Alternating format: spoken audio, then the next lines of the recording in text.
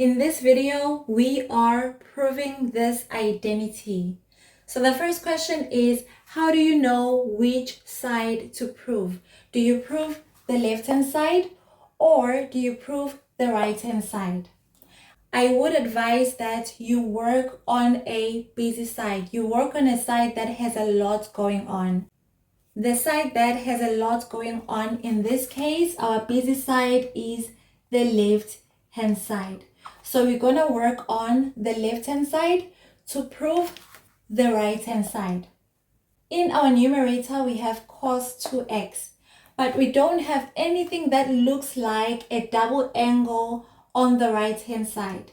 So we have to break down cos 2x so that it looks simple and it does not look like a double angle. Cos 2x has three identities. The first is cos squared x minus sine squared x. The second one is 2 cos squared x minus 1. And the third one is 1 minus 2 sine squared x. Now, how do you know which of these identities to use?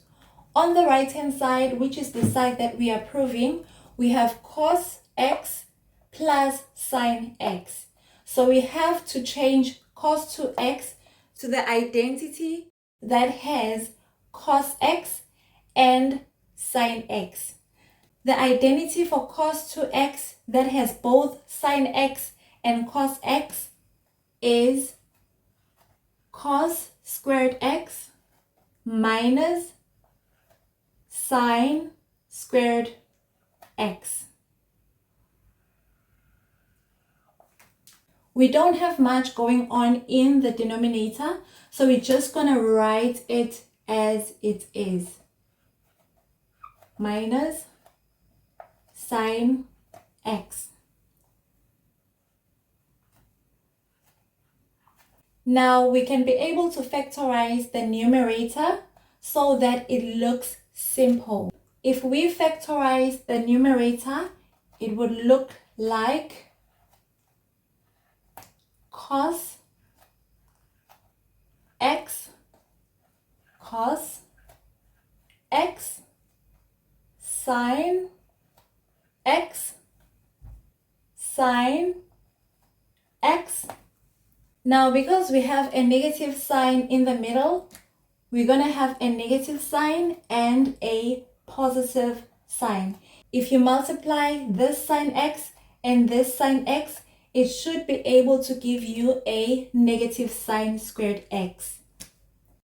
In the denominator, there is nothing to do, so we're just going to drop it as it is. Minus sine x. So now this looks exactly like this. So that tells us that these two cancel each other, leaving us with cos x plus sine x, which is equal to the right-hand side. Thank you guys for watching. We'll see you on the next video.